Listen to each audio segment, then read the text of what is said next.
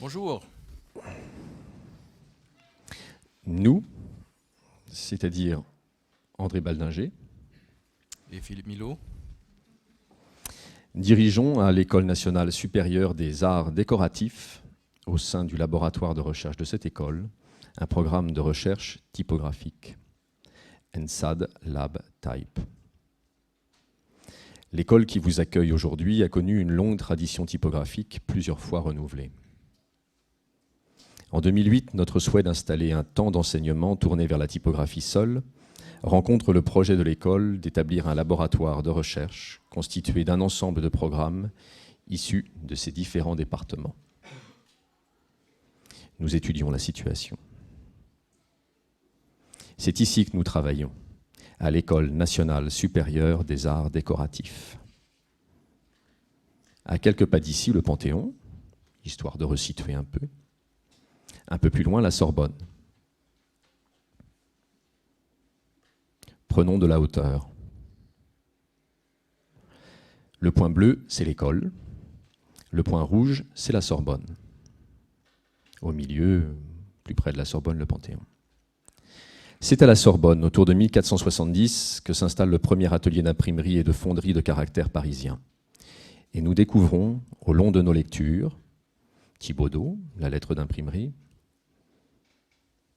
Updike, Printing Types, Jules Philippe, origine de l'imprimerie à Paris, Audin, le romain de Guéring, Franklin, la Sorbonne, les débuts de l'imprimerie à Paris, Quint, l'art du livre à l'imprimerie nationale, Henri-Jean Martin, la naissance du livre moderne, et plus largement, les travaux sur l'histoire de l'imprimerie de Claudin, ou l'histoire de l'imprimerie en France, toujours par Claudin, et un nouveau document sur Gutenberg par Claudin. Que c'est là, à la Sorbonne, que des hommes se sont posés les questions qui sont maintenant les nôtres. Au moment de commencer ce nouveau cycle de recherche pour la création de caractères typographiques originaux, il nous a paru évident et excitant de nous placer au croisement des choix qu'avaient dû opérer les hommes de ce temps. Avant de vous exposer successivement les 3 cycles que nous avons conduits, il est utile de dire comment nous avons travaillé et comment nous comprenons la typographie. Histoire et innovation. Elle nous semble un des champs d'expérimentation les plus intéressants et les plus dynamiques de la création visuelle. Elle est une excellente école de pensée par le regard et d'action par l'application des lois visuelles. Elle est une discipline qui demande un aller-retour constant du tout à la partie.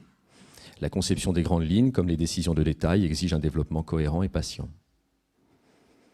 Les formes de nos alphabets ont évolué depuis leur apparition. Elles se sont progressivement stabilisées, notamment depuis qu'elles sont imprimées et non plus seulement écrites ou tracées. Malgré leurs variations formelles, nous parvenons sans trop de peine à les reconnaître et à les lire. Les lettres que nous utilisons ont façonné l'histoire tout autant qu'elles l'ont racontée. La forme de nos lettres témoigne du temps où elles sont dessinées, mais ont ceci de particulier qu'elles disent encore le temps plus long de la civilisation qui les a rêvées.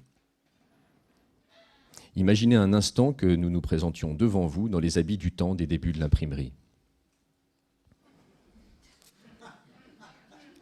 Cela prêterait à rire, bien sûr. Alors que si nous vous racontons la suite de notre propos écrit dans cet alphabet, celui qui est à l'écran, vous ne verrez rien de ridicule. Et pourtant, l'origine de son dessin le rapproche certainement du tableau de Bellini et des accessoires qu'il représente. La typographie, telle que nous l'imaginons, est toujours historique et dans le même mouvement, toujours nouvelle. Et qu'est-ce que cette nouveauté si la forme est toujours historique ? Blaise Pascal nous dit « Qu'on ne dise pas que je n'ai rien dit de nouveau, la disposition des matières est nouvelle. » La nouveauté, c'est le travail des formes et des contreformes mis à l'épreuve de l'histoire, des évolutions techniques et des comportements inédits. C'est aussi les choix délibérés de ces formes et de ces contreformes jusqu'à la découverte de leur justesse. C'est ici que la méthode engagée pourrait surprendre. Ici, une réunion nous regardions des livres à la Bibliothèque nationale de France avec Nicolas Petit, historien conservateur à la réserve des livres rares. Comme vous le voyez, nous travaillons, nous sommes quelques-uns là, nous sommes 5, 6. Séance de travail à l'école. Nous voulions travailler dans l'esprit d'un laboratoire de recherche et de création en équipe. Au fil des années, les étudiants-chercheurs Tim Borg, Anthony Dati, Okun Yoon, Perrine Saint-Martin, Thomas l'Excellent, Virginie Lelièvre, Christina Pott, Haruko Sumi, Clément Charmont, Christian Debanne et Jérôme Foubert ont participé aux travaux que nous vous montrons. Pour chaque cycle, dont la durée a varié entre 2 et 3 ans, nous définissons en amont le projet de recherche, André et moi. Nous associons les aspects historiques aux questions formelles et esthétiques. Nous prenons en compte le contexte d'utilisation des alphabets que nous créons, en nous appuyant sur les derniers développements techniques. Nous travaillons en équipe, petite équipe, mais tout de même, 6 têtes, 12 mains, 12 yeux. Notre rôle est à la fois initiatique, la définition des grandes lignes, mais également de suivre, de guider et de transmettre activement notre savoir, en veillant autant à la cohérence de chaque dessin au regard de l'ensemble qu'à l'expression la plus nette de chaque forme. Dans ce processus, nous discutons et critiquons tous les dessins et décidons ensemble. Chaque étudiant-chercheur doit avoir mené toutes les expériences possibles. Premiers alphabets. ELT Sorbon G, gothique. ELT Sorbon R, romain.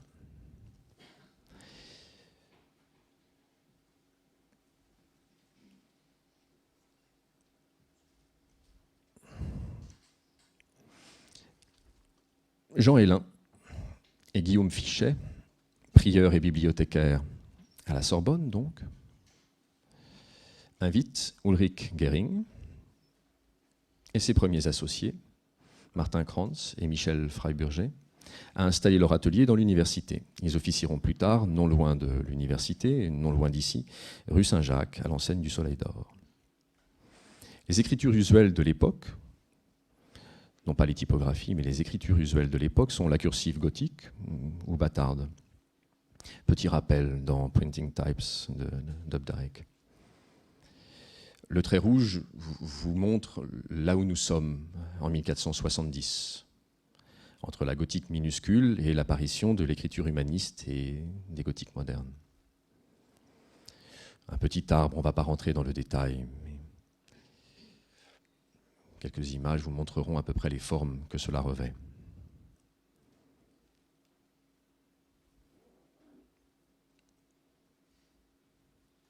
Voilà ce qui est en train d'arriver.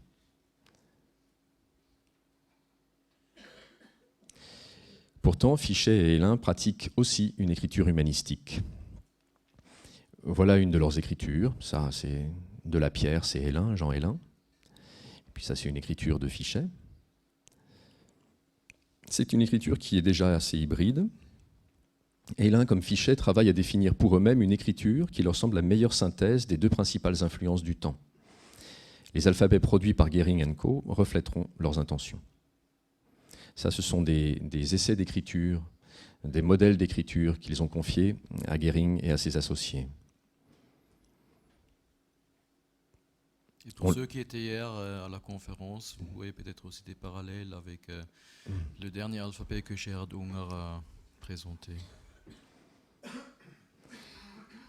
Avant de s'établir, les différents protagonistes ont beaucoup voyagé. Et lorsque Gering et ses amis installent leur matériel à Paris, plusieurs ateliers œuvrent à Mayence, à Rome, à Venise, beaucoup à Venise et à Paris. Nous sommes donc allés à la Bibliothèque nationale, accueillis par Nicolas Petit, et nous avons regardé les premiers livres imprimés. Vous avez là une sélection de quelques-uns des livres qui nous avaient particulièrement marqués. Nous en avons retenu 2. Celui-ci, belle composition, en plus grand, et celui-ci.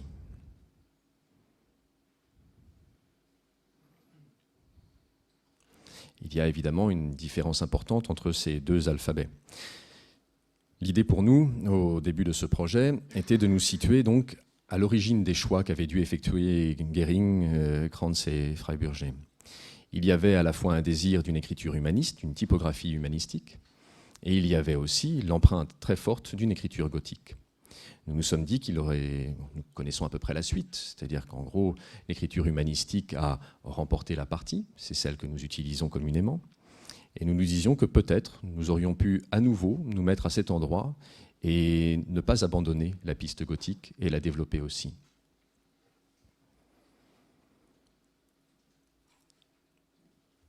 Le romain. Les quelques pages qui vont suivre vont vous montrer un peu le travail au cours de ces ateliers. Une sélection de différents A qui se trouvaient sur une page ou plusieurs pages du livre, du D, du M, pour essayer de déterminer les caractéristiques de cet alphabet. Et bien évidemment, lorsqu'on décide de travailler à nouveau sur on va dire une impression historique, il est difficile de connaître précisément quel était le dessin de l'alphabet, en raison des conditions d'impression, en raison également du support, du papier qui reçoit l'impression. Il y a des déformations importantes par rapport au dessin initial. Et puis aussi, l'ancrage peut être différent d'une page à l'autre, même sur une seule page. La pression n'est pas forcément identique en haut et en bas de la page. Nous avons donc toute une série de lettres qui partagent évidemment des similitudes, mais c'était à nous de déterminer dans ces similitudes celles qui nous intéressaient. Premier dessin. Comme il y avait 4 étudiants-chercheurs, chaque étudiant-chercheur devait produire un dessin à partir des premières recherches. Pour de multiples raisons, et notamment pour la robustesse du dessin qui se trouve sur la deuxième ligne et pour son équilibre, nous avons opté pour celui qui est pointé ici avec le petit rond rouge. On passe assez vite et voilà la dernière version du N et du O qui nous permettent, à travers ces 2 lettres, de fixer déjà une bonne partie de ce que sera le dessin.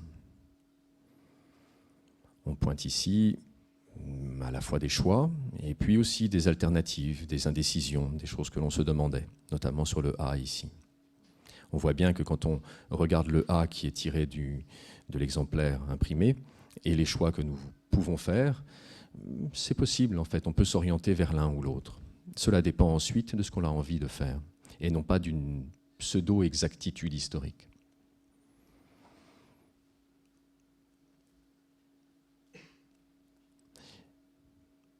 Certains caractères figuraient bien évidemment dans l'original, certaines ligatures, d'autres non. Il était donc pour nous nécessaire, si cela devait devenir un caractère de labeur, de compléter les dessins inexistants.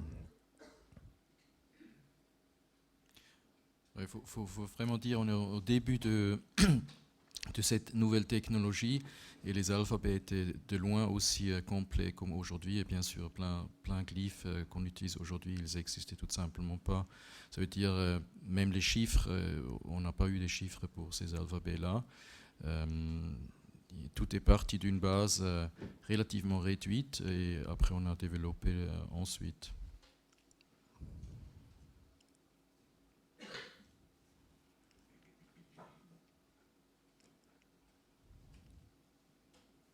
Chose qui était aussi très importante pour nous, c'est un peu comment on constitue une famille, ça veut dire à quel point on intègre des graisses. Et pour nous, c'était assez important de distinguer bien entre les 3 graisses qu'on a. On va entendre un peu plus tard les raisons qui nous ont conduits à ce point-là. Petite capitale.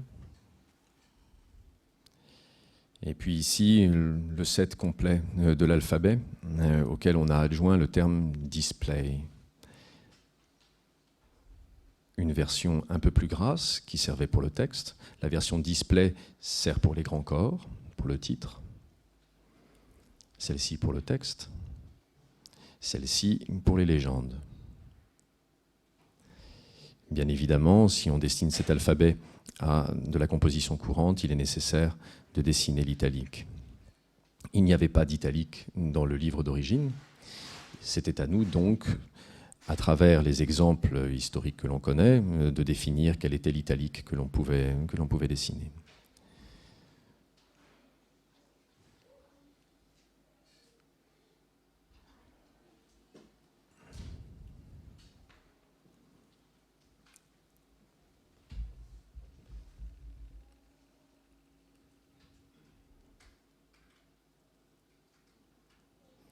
Ici, une utilisation avec une combinaison des différents dessins.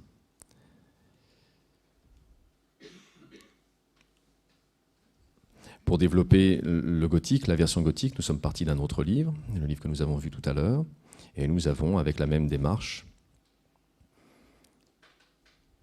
isoler des lettres, puis composer un N, une série de N et de O, définir une force qui puisse ensuite s'harmoniser avec la version romain.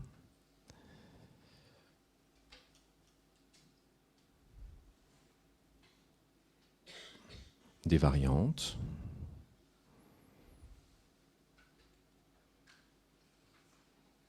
et encore. Et encore, avec certains caractères évidemment qui présentent une complexité importante, les alphabets, en tout cas les lettres, n'existant là non plus pas dans l'original.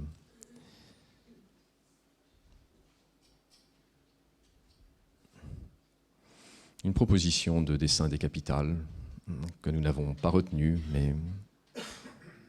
On peut dire aussi dans le dessin de caractère, la conception d'une famille, un des points cruciaux, c'est vraiment la cohérence entre les différents détails, comment on le travaille. Et même si la lignée en haut pourrait être une solution, mais dans notre cas précis, c'était pas vraiment question de travailler de cette manière-là. Alors la version en bas était beaucoup plus appropriée. Exercice particulier sur les chiffres en gothique, je ne sais même pas si ça existe à l'origine.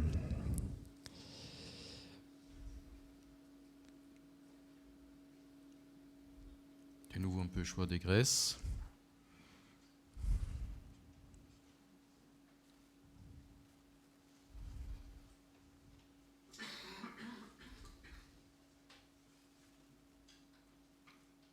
Et des exemples de mise en page. Et ça, c'est peut-être intéressant pour expliquer un peu la façon comme on a travaillé. C'est un peu l'historique de ce projet-là. Les deux variantes entre le romain et gothique qu'on a commencé avec la Grèce régulière, un peu les différentes échéances. Et comme toute la famille a commencé à se constituer dans le fil du temps entre 2009 et 2010.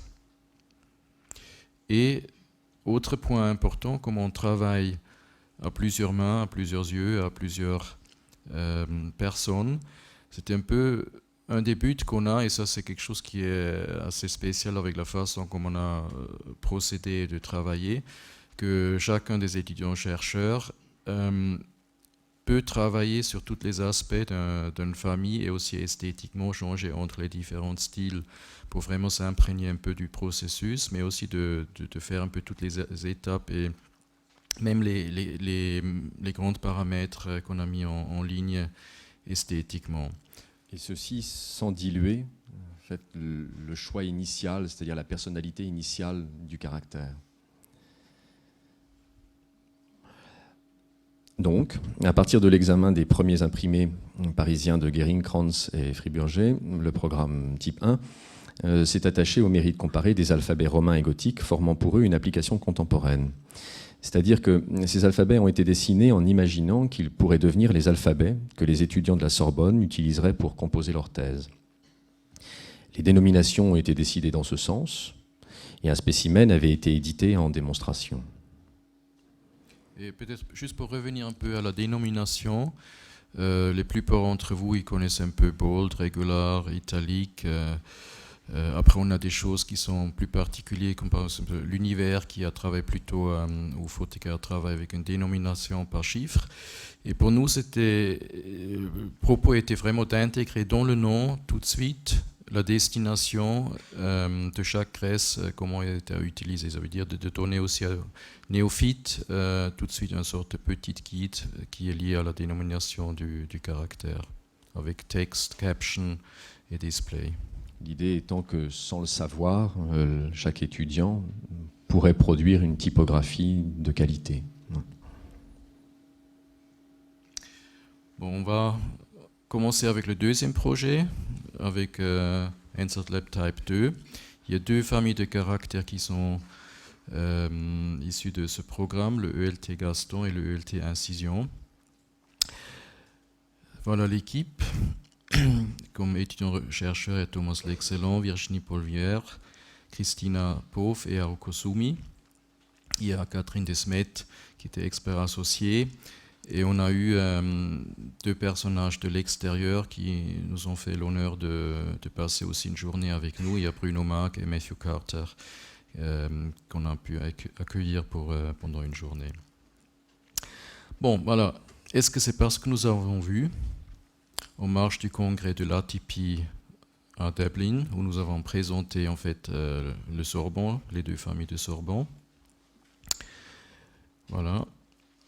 C'est là. Ce beau motif en mosaïque au sol d'une fontaine et sa déformation engendrée par les mouvements de l'eau, que nous avons songé de ce que ce pourrait être notre nouvelle exploration. Peut-être. Plus certainement, la question avait été abordée lorsque nous avions appris que Guillaume Fichet, vous vous souvenez, le bibliothécaire de la Sorbonne, avait donné à Gehring et ses associés comme consigne de veiller à la lisibilité des lettres produites par cette nouvelle technique, l'écriture en différé. C'est comme ça qu'on appelait l'imprimerie. Parce que sa vue, en fait, s'affaiblissait. Et nous avons donc décidé que notre nouvel objet sera de créer un alphabet destiné à la lecture sur support électronique. Depuis quelques années, les technologies et supports pour la lecture des contenus littéraires, scientifiques et techniques, encyclopédiques et journalistiques se multiplient. Parmi les expériences pionnières, on peut noter les initiatives de digitalisation telles les projets Gutenberg, Google Books, Amazon, MobiPocket ou l'Internet Archive. L'intérêt des éditeurs classiques ou de la presse pour ces projets est chaque jour plus manifeste. Aujourd'hui, de plus en plus de contenus sont disponibles en version numérique. L'Internet, par son actualisation permanente, est devenu la plus grande bibliothèque, librairie mondiale et évolutive. La lecture de ces contenus s'effectue sur un nombre grandissant d'appareils électroniques toujours plus divers, ordinateurs, e-books, smartphones, iPad, et ainsi de suite. Après, l'écran cathodique, suivant l'écran LCD et la technologie de l'e-ink. Nous avions aussi en tête que le temps est passé d'opposer l'écran au papier. Lorsque nous avons commencé ce nouveau projet, nous avons reçu ce que beaucoup d'entre nous, voilà, le catalogue de IKEA, reçoivent dans leur boîte aux lettres. Le catalogue IKEA est son mode de vie en Futura, mais cette fois, le catalogue était différent. Monsieur et Madame IKEA avaient décidé que c'était bon pour l'écran. Voilà, vous reconnaissez le caractère, Verdana. Le sera aussi pour le papier. Alors le catalogue de 2012 a se présenté tout entière au lieu de Futura en Verdana. Nous avons alors commencé à recenser les médias et les technologies en usage. Puis avec l'aide de Catherine Desmet, nous avons progressivement établi une liste des sujets liés à notre étude. Nous avons construit une bibliographie spécifique et une brève chronologie des inventions technologiques touchant à la visualisation des caractères à l'écran, du papier à l'écran au papier. Premier script.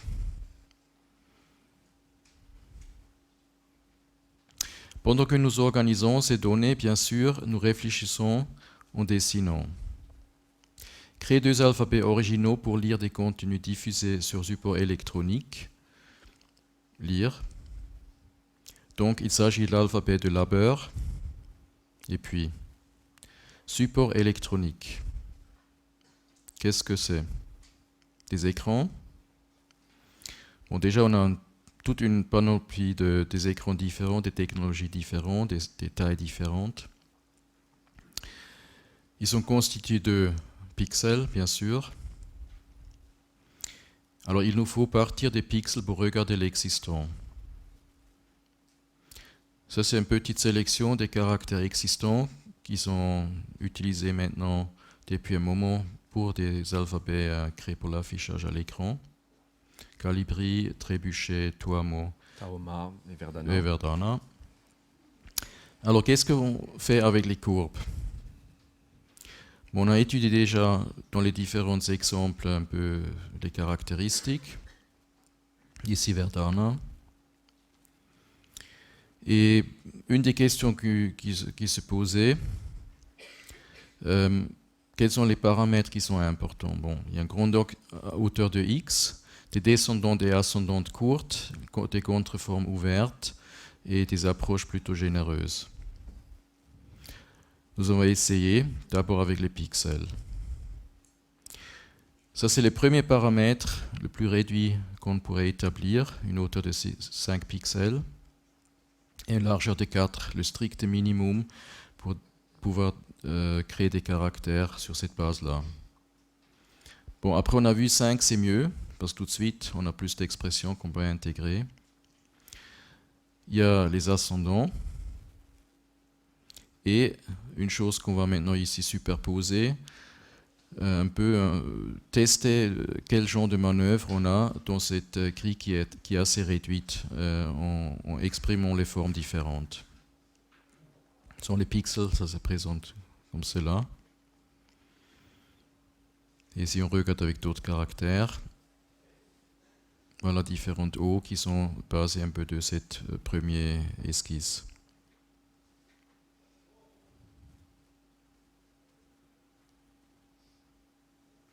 Ainsi de fil en aiguille, 4 propositions ont pris forme.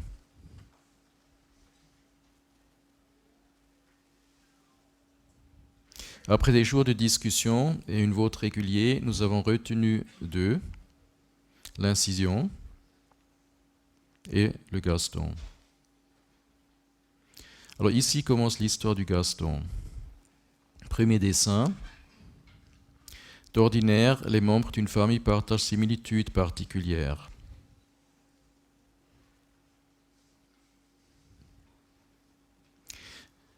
Alors, nous pensons avoir dessiné des caractères dotés d'une certaine personnalité, typographique, quoique inspirés de l'écriture manuelle, rondes sans être molles, tendues sans être strictes. Comment? Bon. Avec des détails, c'est-à-dire qu'ici on voit sont pointées les terminaisons qui sont légèrement bombées. Le montant n'est pas vertical, il est légèrement oblique, ce qui donne une dynamique à la lettre. Et puis le fût est non linéaire, il est plus gras en bas sur la ligne de base et il s'affine en montant. Alors regardons où nous en sommes.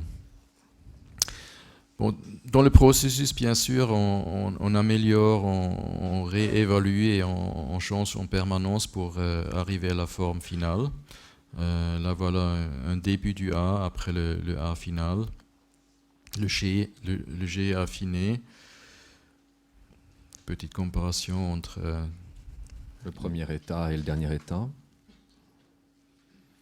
Puis les obliques, qui sont aussi en E, bien qu'ils sont constitués que des lignes droites, on a essayé de donner aussi un peu de raffinement et de caractère et personnalité à ces éléments-là. Ça veut dire qu'ils sont devenus plus souples. Et puis un point qui est assez important à l'écran, et ça on va voir un peu plus tard avec son grille de pixels, l'angle italique il est assez déterminant dans la lecture et quelles sont les questions qui sont liées à la lisibilité. Alors on a vu que 12 degrés c'est ça qui marche particulièrement bien à l'écran. Et on voit ici les alphabets l'italique. Une version plus grasse. On détermine aussi le contraste. 1,5, facteur 1,5 entre le régular et le bold. 1,75 et facteur 2. Et en faisant les tests et en comparaison entre les 3 variantes, c'était évident qu'il faut plutôt opter pour un valeur d'extrême, ça veut dire qu'on va vers le double de l'épaisseur pour vraiment avoir une distinction suffisamment haute dans toutes les situations qu'on peut rencontrer. Alors l'ensemble des dessins, ELT Gaston. Les choix précédents faisaient qu'on a limité le nombre de graisses à 2 graisses, c'est-à-dire une version normale et une version très contrastée, très noire. Qui est directement liée un peu à la technologie sur laquelle on représente. Alors ELT incision, ça c'est le deuxième caractère, la deuxième famille. Encore une fois, on a regardé un peu les bases, le N, des caractères bien connus qui existent. Et on regardait aussi qu'est-ce qui se passe à ce moment-là où il devient pixel, et on voit bien un peu que les comportements sont très différents avec des impacts sur la lisibilité qui sont très fortes. Alors certainement on devient gris et léger, réduisons la lisibilité de la lettre. Alors nous essayons d'anticiper ce phénomène. On connaît des caractères pour l'impression, surtout ceux qui étaient faits pour des conditions de l'impression difficiles, ce qu'on dit le ink trap. Alors pourquoi Oui, vas-y. Pourquoi ne pas imaginer à l'écran ce qui a été exprimé sur papier? Piège à l'encre, piège à pixels. Bon, parce que ça nous permet tout simplement, d'une part, d'ouvrir la contreforme, de la faire plus grande et pixeliser. Ça ne se voit pas tout de suite si évident, mais on gagne effectivement en dessin et en clarté du... On le voit ici en fait en rouge et en jaune, les pixels qui sont à nouveau clairs et blancs, et donc la contreforme qui s'ouvre davantage, ce qui est un avantage, ce qui est un bénéfice pour une lecture, et là qui plus est à l'écran. Bon, alors on travaille sur cette piste, on a regardé sur quelques lettres qu'est-ce que ça donnait pour vérifier un peu cette hypothèse. Commençons avec le 8, un caractère assez complexe, plutôt normalement très foncé. Bon, on voit bien qu'il se dessine beaucoup mieux. Le Q.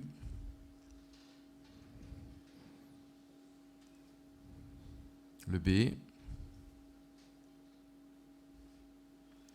on voit bien, des fois, sont des... En fait, on se bat pour chaque pixel. Chaque pixel a son point. Et dès qu'on arrive à éliminer quelques pixels, on peut vraiment mieux dessiner le caractère, mieux le voir. Alors, nous avons poursuivi dans cette voie et en définissant les caractéristiques de l'alphabet. De nouveau, une grande hauteur de X, des ascendantes courtes, des descendantes courtes, des contreformes ouvertes et des approches généreuses. Et bien sûr, notre piège à pixels, voilà, un peu plus grande. On le voit ici sur une série de lettres. Et une chose que ça implique aussi et qu'on a trouvé intéressant de cultiver, c'est le rythme. C'est en premier moment un détail, mais ce détail devient une force qui, avec l'ensemble, caractérise bien aussi ce qu'on fait avec ce caractère incision. Après les rondeurs, et si on revient un peu au premier dessin, ça veut dire la version haut, c'était un des tout premiers. Version bas, c'est la version finale, comme il existe aujourd'hui. C'est un peu entre les deux le chemin qui a été fait.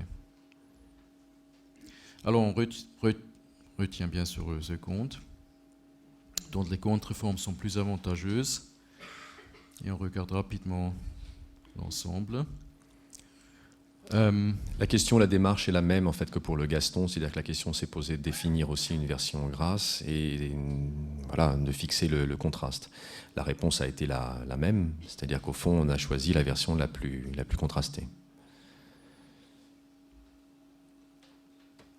Même exercice avec l'ongle. Et encore une fois, ça s'est confirmé que c'est les 12 degrés qui se passent le mieux. Voilà quelques exemples de composition avec les deux graisses et en italique. Bon, on arrive au troisième projet, NZLab Type 3, le ULT Times.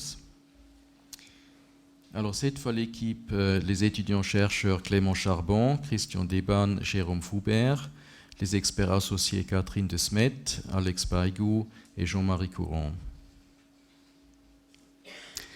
Le Times New Roman réforme d'une classique ordinaire et l'extension de la famille par une linéale. Le caractère Times New Roman, utilisé à partir de 1932 par le journal The Times, fait partie des grandes classiques de l'histoire de création des caractères. Utilisé bien au-delà de son intention originelle, il est inclus par défaut depuis le début de la PAO comme caractère standard dans un grand nombre de systèmes d'exploitation.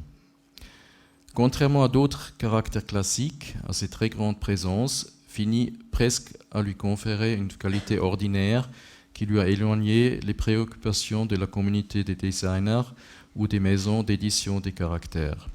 Certes, la famille a été entendue avec des glyphes pour un grand nombre de pays, le russe, Grèce, mais depuis sa création par le duo Stanley Morrison et Victor Lardon, les techniques d'impression, la qualité des papiers et surtout une utilisation plus vaste et diverse que prévu font du Times New Roman un caractère qui ne répond peut-être plus aussi pleinement aux exigences de notre temps.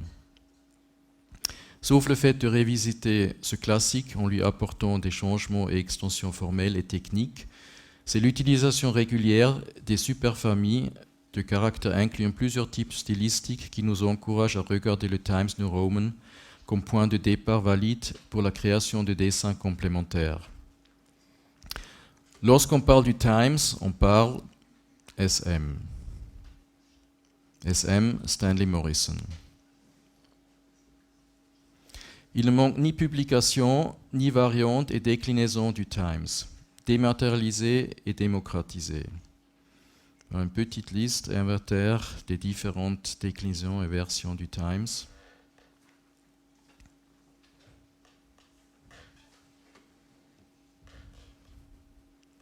Commençons par quelques dates et des brèves informations historiques en contexte avec l'époque. Stanley Morrison est engagé en 1922 comme conseiller typographique de la Launceston Monotype Corporation. En 1925, le Ioniq numéro 5 est produit chez Mergenthaler Linotype, direct concurrent à la Launceston Monotype, et peu après, de nombreux journaux sont mis en page avec ce caractère.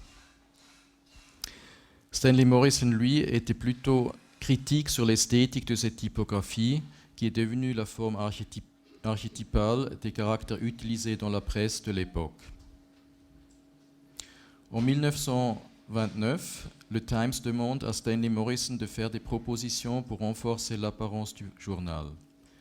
Morrison suggère de réformer la typographie du journal. Il accepte de devenir conseiller typographique du Times. 29 octobre 1929, l'article Newspaper Types, A Study of the Times de Morrison est publié dans le numéro spécial du Times, Printing in the 20th Century. Octobre 1930, après avoir produit un rapport sur les typographies utilisées dans le journal, il propose une refonte des caractères. 26 novembre 1930, Stanley Morrison présente le Memorandum, A Proposal to Revise the Typography of the Times.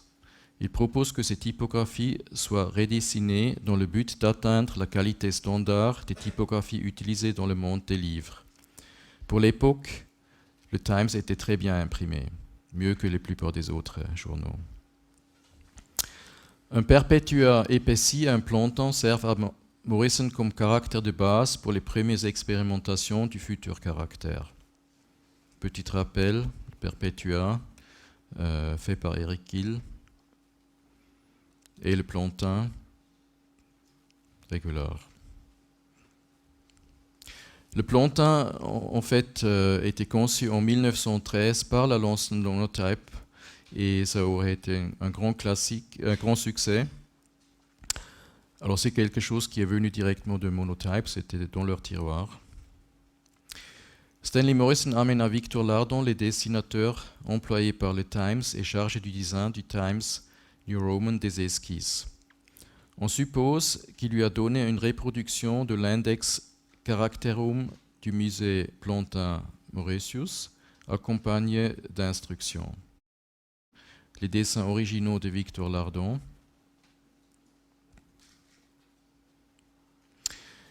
Le dessin est raffiné et élégant, mais un grand nombre de corrections ont été apportées pour qu'il soit utilisé avec des techniques de reproduction de masse.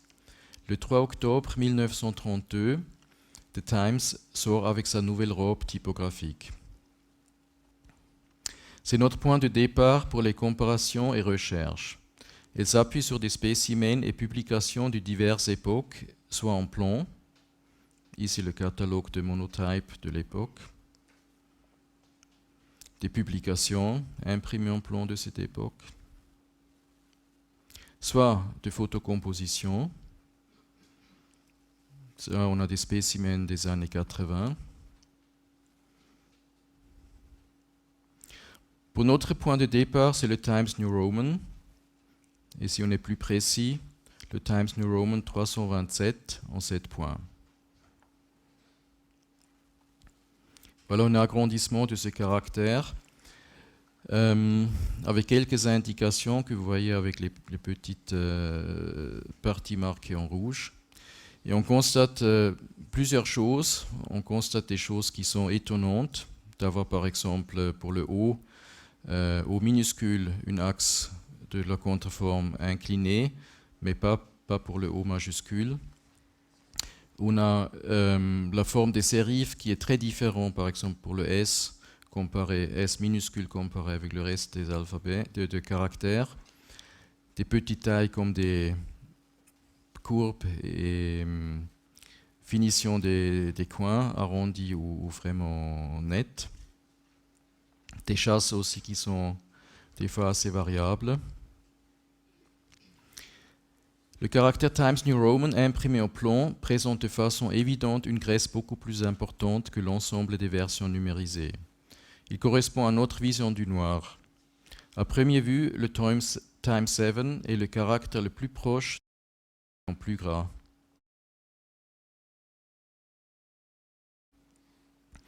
Les spécificités que l'on ne retrouve pas sur les versions numériques. L'empattement supérieur du S ne dépasse pas la hauteur d'X, ce qui le rapprochera du plantain à ce niveau. En observant le document imprimé, cette disparition semble en fait due à un défaut d'impression qui ne se retrouve pas sur d'autres S. Une petite courbe en bas du N, du V et au niveau de la traversée supérieure du E. Des empattements qui semblent légèrement bombés. S et la base du A. Regardons d'autres versions que nous avons incluses dans notre comparaison. Time Series 327 à 14 points, imprimé aussi en plomb. Bien sûr, ici, le caractère il est un peu plus condensed, et les contrastes sont différents. La version numérique du Times 7 qui est assez fidèle. Times 10, également la version numérique, avec des détails qui changent des fois un peu, les inclinaisons, là tout simplement des empattements. Aussi des déclinaisons ou des caractères qui sont très, très fortement inspirés du Times. On cite ici le Berthold Concorde, la version numérique. On voit là déjà le détail que les deux hauts, ils ont même inclinaison. Et un S avec des terminaisons plutôt à la plantain. Le Concorde est plus robuste que les autres dessins à l'exception du Times 7. Plus rectangulaire pour les majuscules avec des axes droites pour le O, mais pas avec le E. Ainsi peu cohérente avec le reste. Empattement plus proche du plantain. En 1972, il y a un grand changement. Le Times est imprimé avec une nouvelle version du Times, le Times Europa. On voit qu'il y a pas mal de choses qui ont changé. Il faut aussi dire, ça c'est le moment où la photocomposition, also une technologie, un changement de technologie a lieu entre le plan et la photocomposition. Les paramètres techniques ont bien évidemment changé avec ça. Très différent du Times New Roman, justifié avec une série d'adaptations techniques, élargissement de la chasse, ouverture des lettres, mais aussi à une volonté de Walter Tracy et de Linotype de se démarquer du modèle concurrent.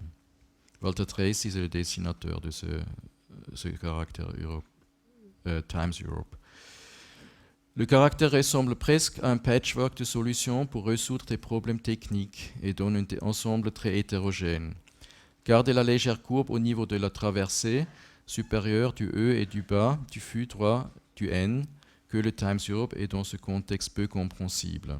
Voilà maintenant quelques reproductions et comparations avec le dessin qu'on a fait ici avec Landsat Lab. Majuscule, la base d'origine avec la version digitalisée, numérisée et redessinée. Les trois Grèces avec leurs italiques.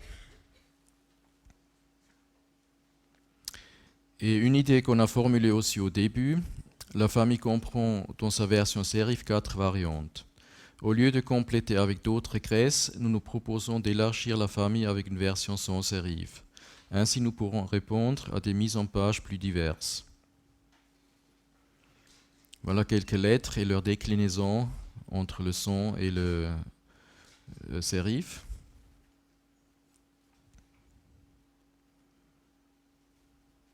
Bon, ce travail est toujours en cours. Mais maintenant, c'est la fin.